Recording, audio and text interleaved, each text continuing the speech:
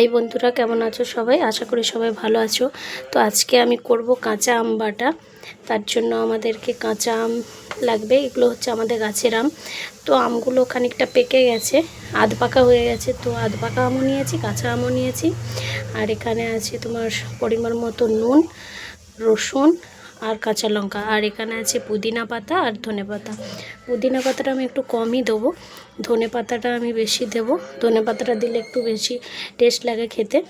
তো এগুলো আমি সব একসাথে মিক্সার মেশিনে আমি বেটে নেব।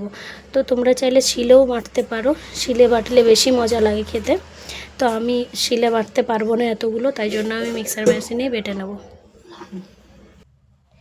তো আম বাটা রেডি হয়ে গেছে। এরপরে আমি কয়েকটা আরও জিনিস দেব। তো প্রথমেই দেব গোলমরিচের গুঁড়ো, একটু বেশি করেই দেব। তারপরে আমি দেব বিট নুন।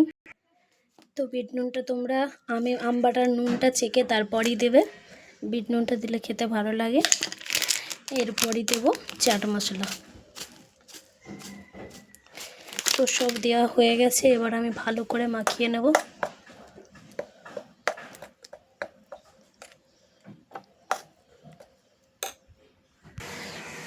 তো আম বাটা আমাদের একদম রেডি হয়ে গেছে। তো এবার ডেকোরেশনের জন্য আমি এই পুদিনা পাতা একটু দিয়ে দেবো। দেখতে কত সুন্দর লাগছে, তোমরা বানিয়ে না খেলে বুঝতে পারবে না এটার স্বাদ কতটা। তো এটা খেতে খুবই ভালো লাগে ভাতের সঙ্গে, অথবা কোনো রকম তোমরা মোমোর সাথেও খেতে পারো, যে কোনো রুটি পরোটা যে কোনোর সাথেও এই চাটনিটা তোমরা খেতে পারো, খেতে অপূর্ব লাগে। তো দেখা হচ্ছে নেক্সট ভিডিওতে। তোমরা যদি কোনো রেসিপি দেখতে চাও তাহলে আমাকে কমেন্ট করে জানাবে, আমি রান্না করার চেষ্টা করব।